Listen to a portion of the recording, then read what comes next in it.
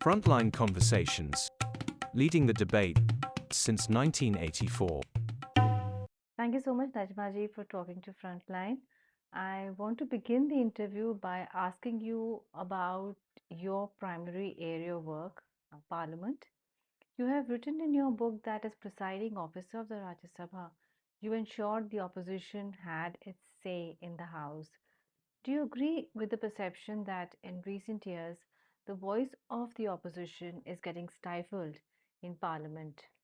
I read something, the Vice President's statement about democracy and diversity and unity and all that.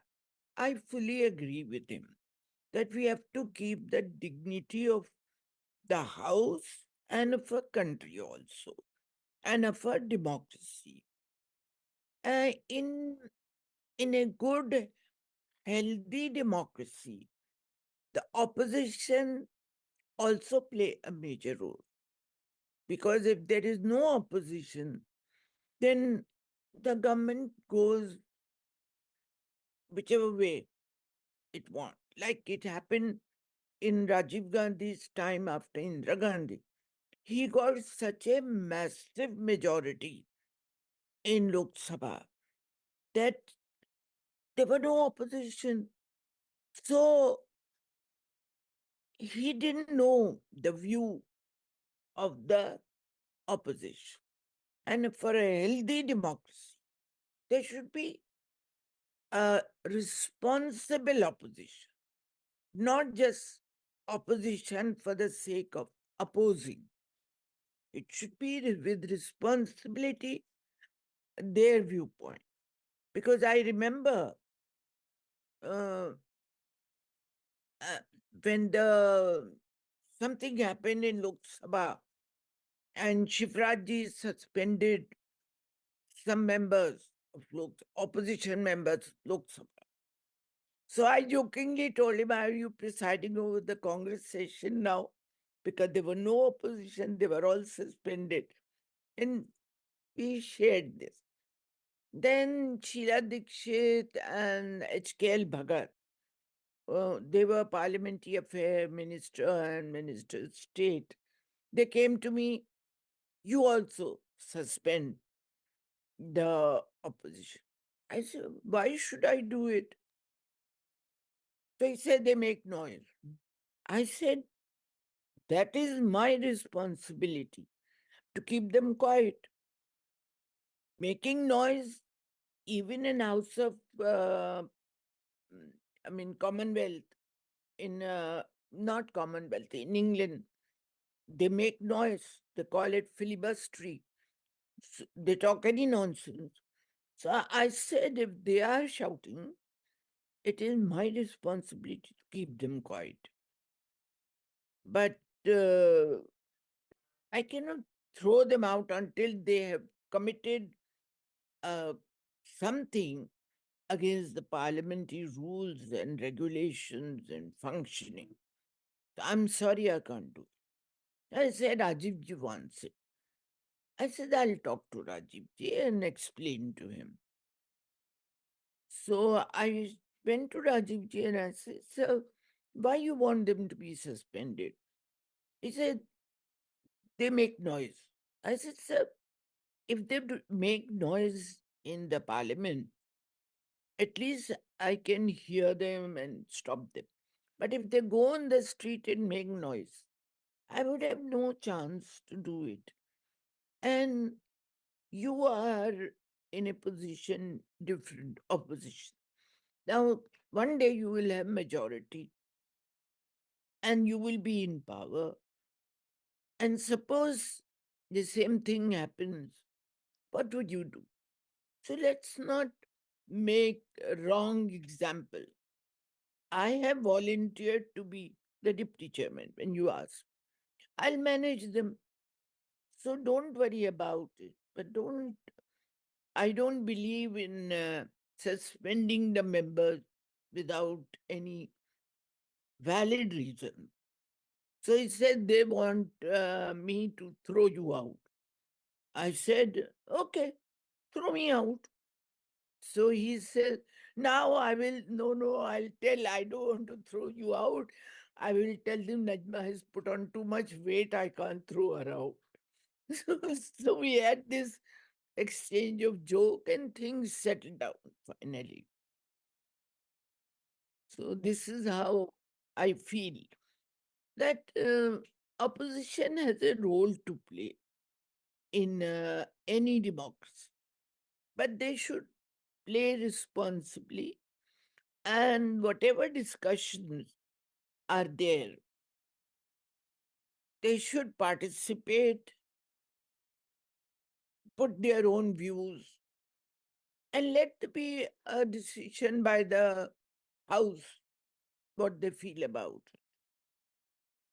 There are many such rulings which I have given because there were situations when Beaufort's issue came in and Fairfax came and I don't know what all. There was Harshad Mehta and also House used to be very turbulent those days. Not easy, very difficult. And you can manage it if you use little uh, diplomacy. And secondly, you must have the confidence of the members. They should feel you are non-partisan. If the image goes they are partisan, then it is difficult. But if the image is of the presiding officer that you're non-partisan, then things work. Yes, it's really interesting that you spoke about the importance of the presiding officer, being seen as a non-partisan, person. Um, in that context, I would want to ask you about the no confidence motion that the opposition wants to bring against the Rajya Sabha chairman Jagdeep Dhankhar. And this is like the first in the history of the Indian Parliament. Yeah, It and is they accuse him of being partisan, accuse him of behaving as the spokesperson of the government. So, how do you look at this scenario? there are always the allegations against me also. They used to say I'm getting the things done and business. The first responsibility of any presiding officer is to get the government business conducted. That's the house is for. So getting the bills passed, getting the legislation. But that doesn't mean he's or she's partisan. That's the basic responsibility. And it never happened in the history that the opposition will uh, bring such a no confidence motion. And I think it is wrong to have such a to make such an example or a demand even for it, because after all the the chairman of the Rajya Sabha is also the vice president of the country. And we should have that kind of a respect for him. Naturally, it is his responsibility to get the government business conducted.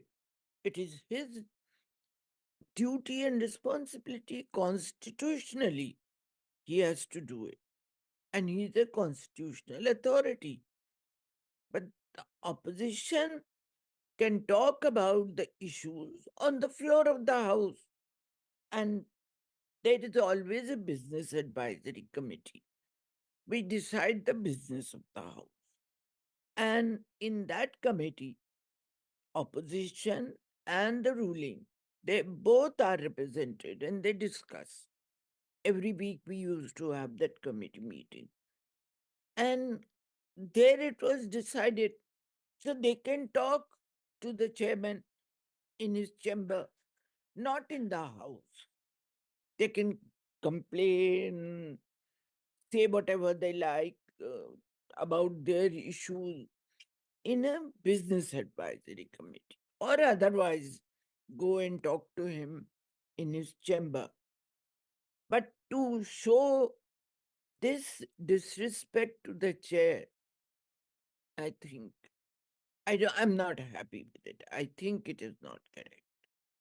There seems to be this breakdown of communication between the opposition and the government. And there's this huge gap between the treasury and the opposition, the immense bitterness. So, in this kind of a situation, do you think it's also important for the government to try and reach out to the opposition, have some sort of a give and take? You spoke about diplomacy, some sort of a give and take that can be worked out to ensure the parliament functions. Yeah, it is always necessary. It is always necessary to run a parliament, to a healthy democracy, and to get the business of the house done. Then there should be a dialogue between opposition and the government. And I think the parliamentary affairs minister, Kiran Rijiju, mm, must be doing that because and uh, and I was not the chairman of the house. I was only deputy chairman of the house. But as I used to preside the whole day, I had the responsibility to bring the government and the opposition together in my chamber and ask them to talk what do they want. And the parliamentary affairs minister can talk in the chamber of the chairman with the opposition. And I don't think the opposition will not agree to participate. After all, they are elected to participate in discussion in the legislations and other issues which are concerning them in their constituencies, in their state. So this impasse will have to be somehow resolved. But I feel one should respect the presiding officer, whether it is the chairman or it is the deputy chairman, or even the vice chairmen who preside during the absence of the chairman and deputy chairman. Mm. Now, when K.K. Tiwari criticized Shankar Dayal Sharma, he was reprimanded Mm. for that. Though it was a mild reprimand, but Rajiv ji sent him to the house, before the bar of the house, to be reprimanded. This is an example that he asked him to go and face the house because Rajiv ji respected the chair very much. Right. Um, I would like to ask you about your equation with Sonia Gandhi, former Congress President Sonia Gandhi. You've written in the book, I'll quote from the book, the fact that Sonia Gandhi became the longest serving president of the Congress party is not a matter of pride in a democracy, but rather a cause for lament. Many people would have a different view about, Sonia Gandhi's presidentship of the Congress Party. So, if you could please elaborate on why you have this really strong view about the way Sonia Gandhi led the party. No, it is not only Sonia Gandhi. Anybody, you continue to be the president. The party should also have a healthy democracy within the party. Many people should get the chance. It always happened. Even, you know, if this was the Congress tradition because my grandfather, Maulana Abul Kalam Azad, he was the Congress president twice in 1922 and then again in 1939, 40, when the Quit India resolution was passed. It was under his presidentship. Nehruji was the president. There were many, many presidents So it was always the president changed after few years of working. There was a term I now don't remember exactly, so I don't want to quote wrong. But if you go back in the history of Congress, there were regular elections and a president was elected of the party. And so I come from Congress background. My grandfather spent 12 years of his life in jail. He fought for the freedom of the country. He was opposing the partition. So all that is my background. And I feel that the party should have a regular constitution which the party has. I don't think they're following the constitution of the Congress. That's what I reacted. I have no problem with. I mean, not even. I mean, in parliament now or in politics. I'm retired. I was governor. So after that, I don't know what is happening and what. Don't want to comment on it. But this is what my background is, and that's what my understanding is. You recall one instance in the book where when you were elected president of IPU and you tried to get in touch with Sonia Gandhi and you were kept on hold for a long time. Um, and you also write about a communication gap between you and her, and some sort of a mistrust had, come in. And so, was this the main reason why you decided this communication gap or this lack of trust? Was this the reason why you finally decided that it was time for you to move on and, um, you know, sever your ties with the Congress? You see, it's a long time ago. I've forgotten also what happened. It happened, things happen. But one thing is for sure not for me, for anybody, for you too. You are working in the for your newspaper or any television channel. If you if your seniors lose confidence in you, would you be happy? Would you like to continue in that way? Everybody wants to work with the confidence of their leader. If there is no confidence, it not only hurts, but there's no point in it because you're not taken into consideration. And what's the point to be in a position where you're not being taken, your opinion is not taken into consideration? It's better to move on. And I have moved on.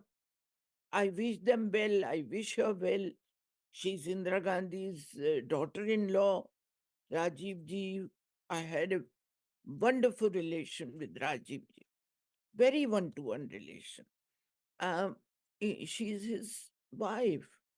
So I wish her well. And it is for their party to decide what they want to do. Mm. I'm nobody to come to that. Yeah.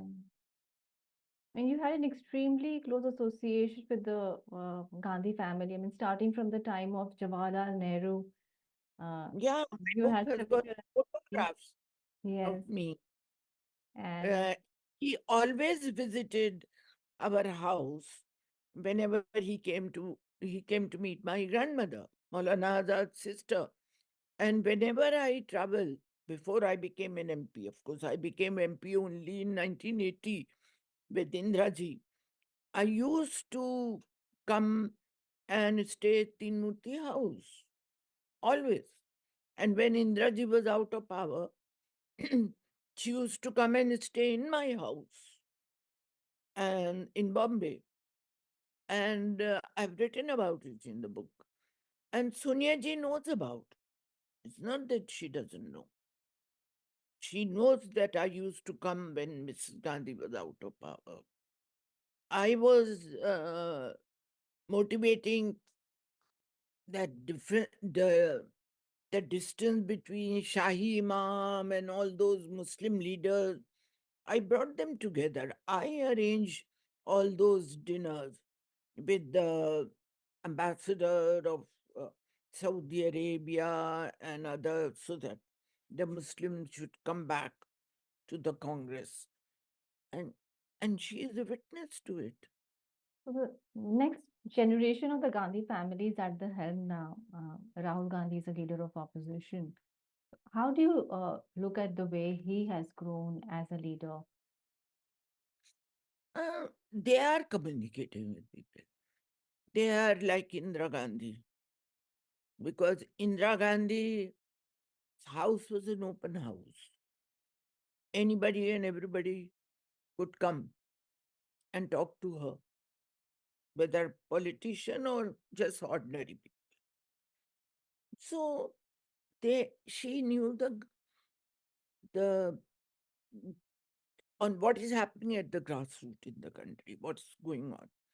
She made a mistake when she brought the emergency that she was cut off from the people.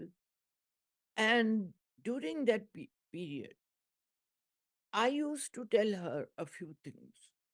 Like, for example, I mentioned about the standing in the queue for buying the milk for my daughter. She knew that the milk is not available. Who will go and tell her if she's not meeting people? So I used to indirectly write, not directly ever talk to her about emergency.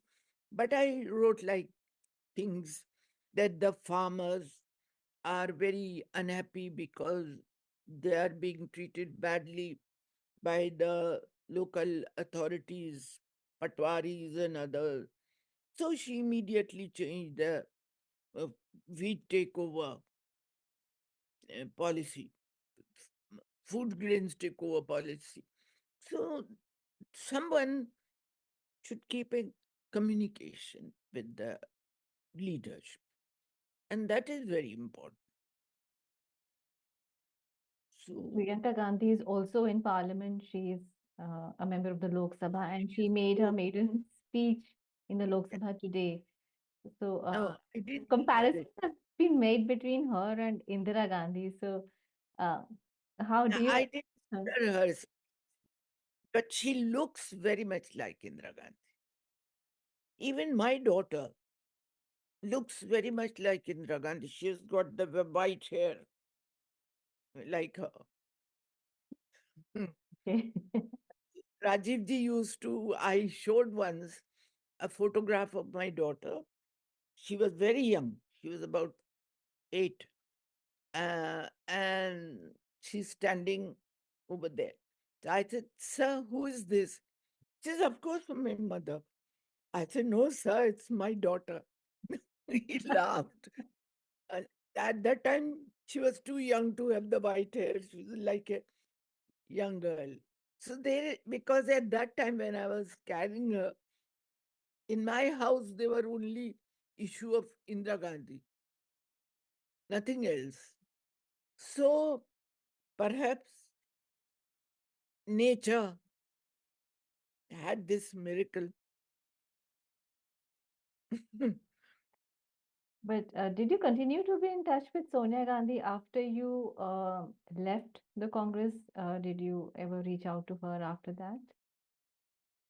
There were no opportunity because as a minister, I was busy working for the development of not just Muslims, but Parsis and Buddhists and Christians and Jains, because these small communities have got their issues.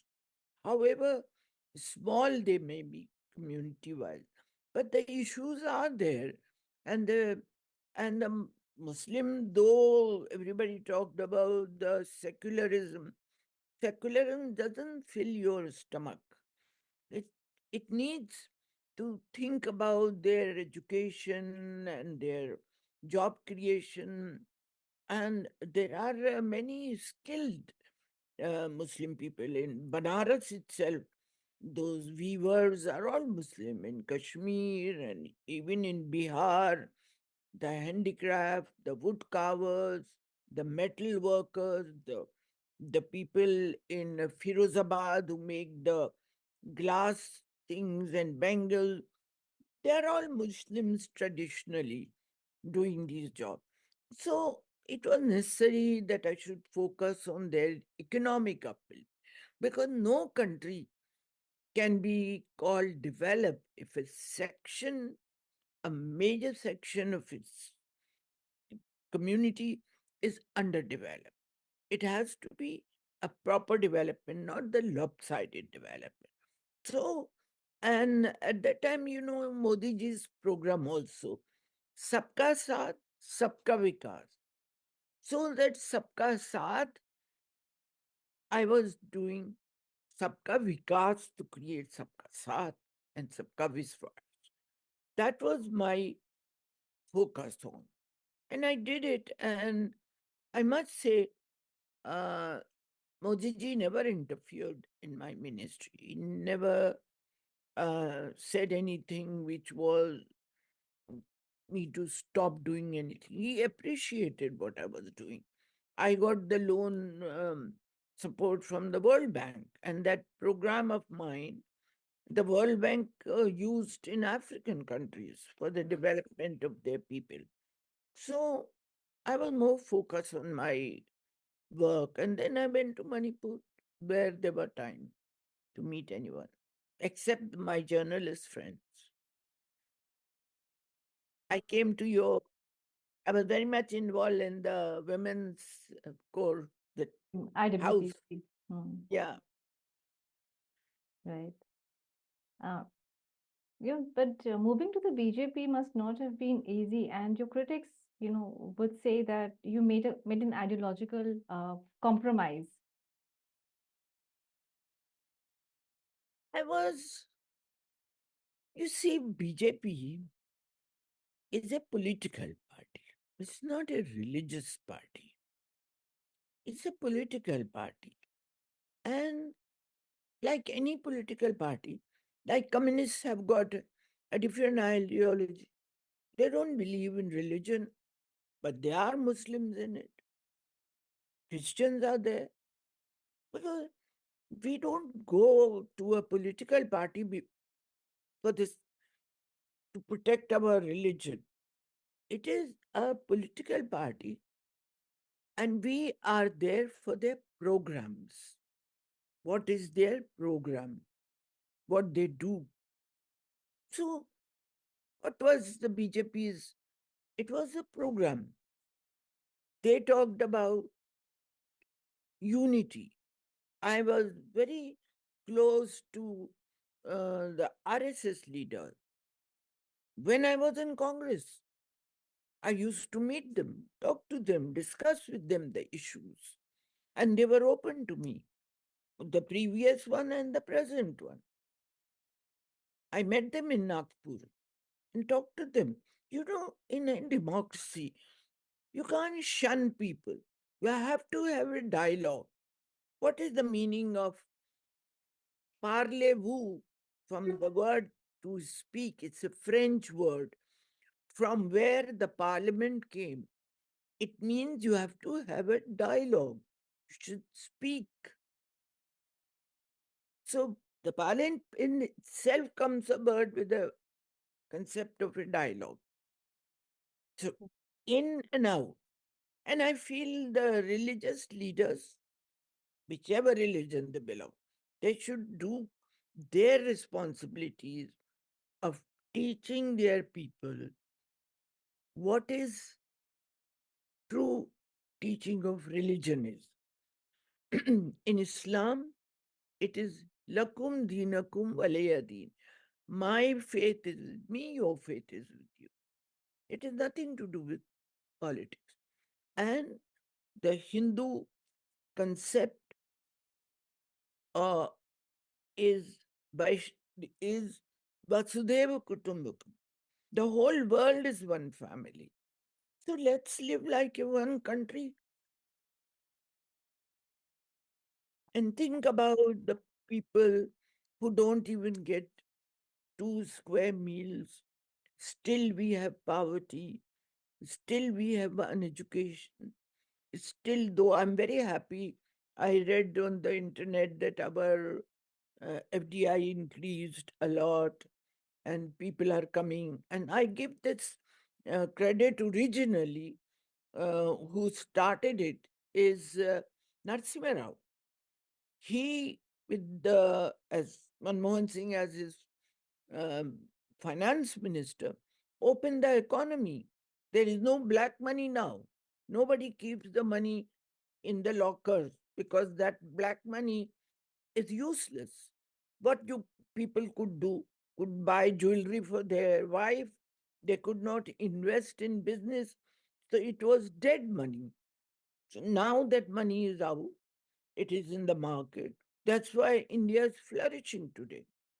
People are sending, when they are working abroad, they are sending their money back from the Gulf and other countries where they are employed, or even from America. They are sending their money back home and it is invested properly.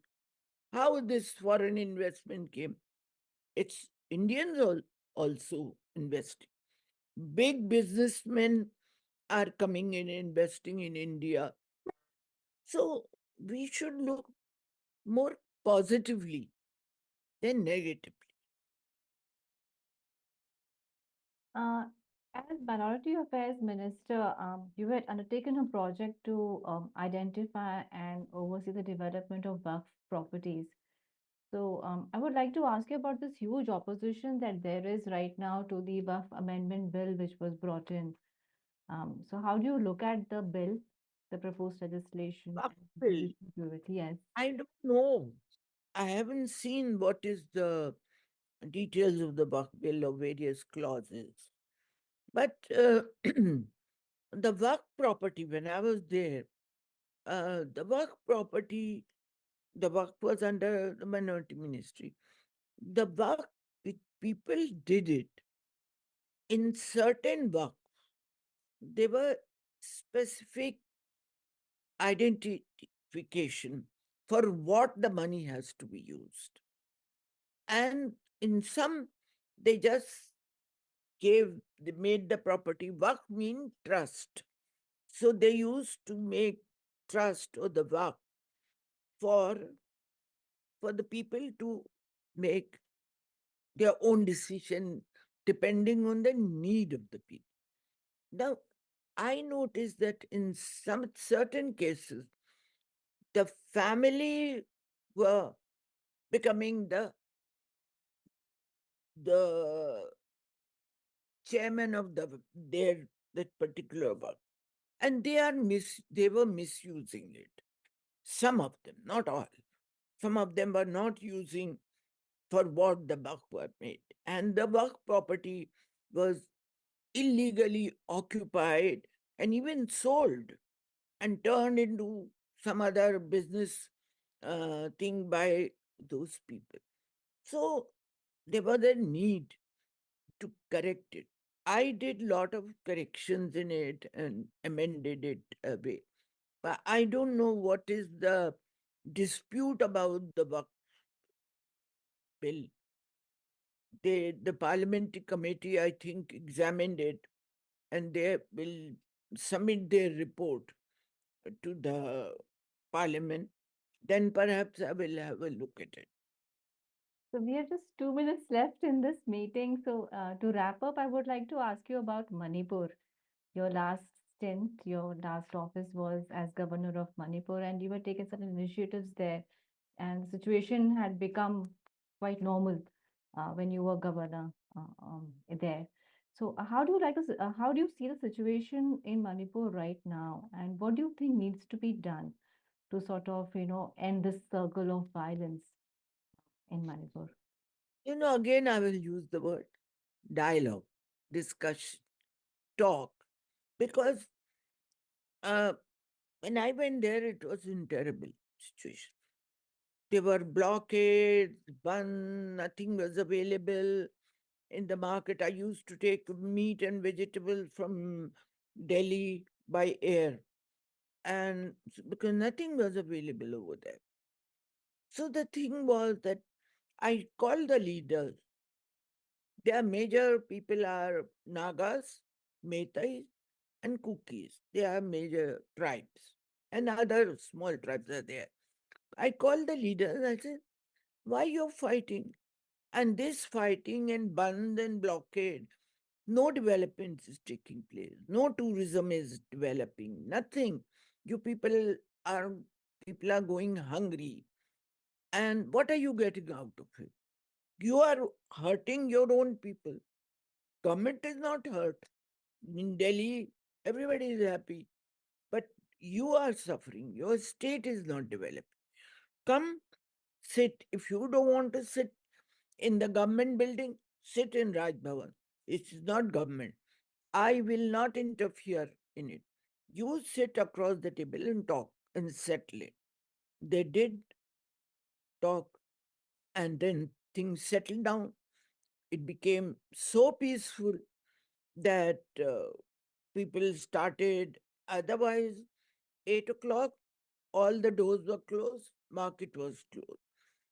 Then it became so peaceful that the president came, the vice president came for a conference, the prime minister came for science congress.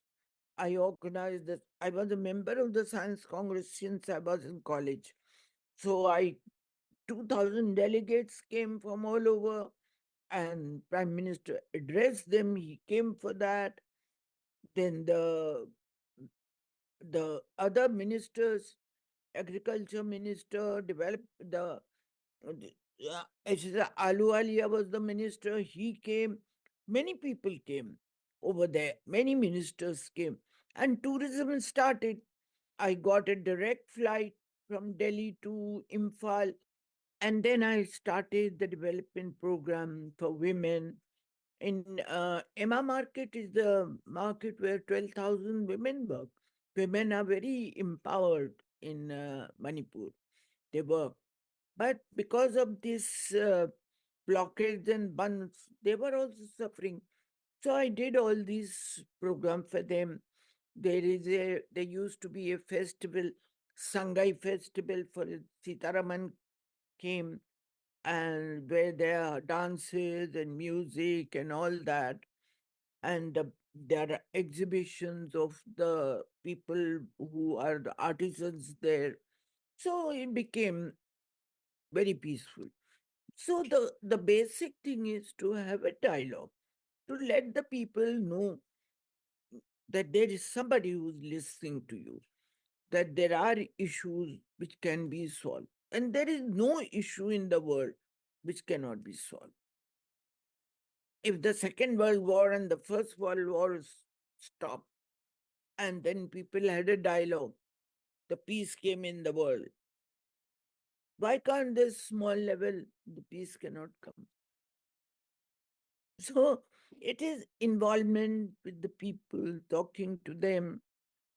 My daughter came and gave lecture in the college about develop about medicines and children's development. She's a doctor here in America. Her daughter distributed books to the orphan children.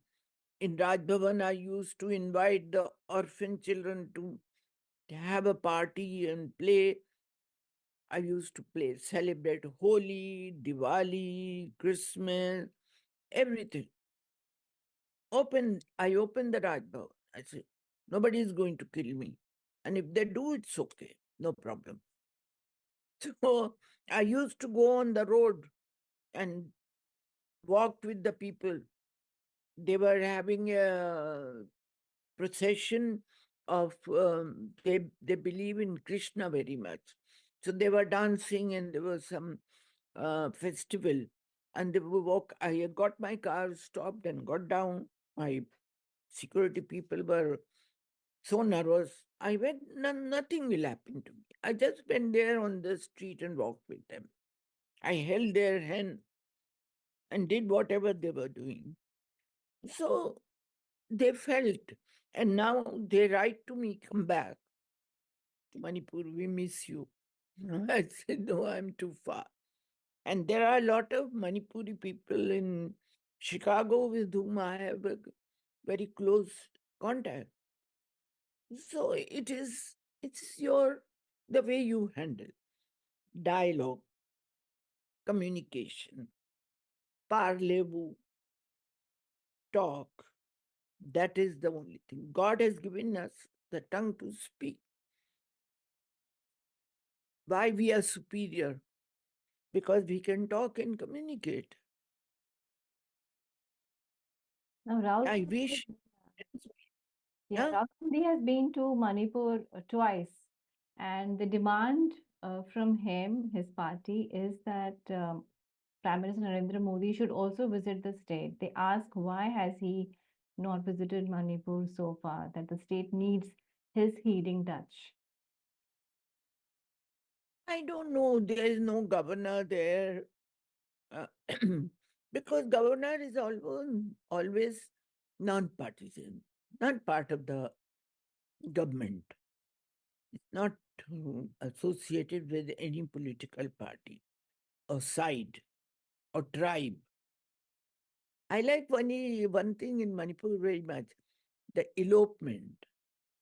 It is perhaps people don't know that Rukumani, the princess, was getting married and she didn't want to marry that particular person whom she was to be married. So she prayed to Krishna, "Just save me." Krishna came and eloped with her and took her to Gujarat. So that is why there is a tradition among Mehtas to elope.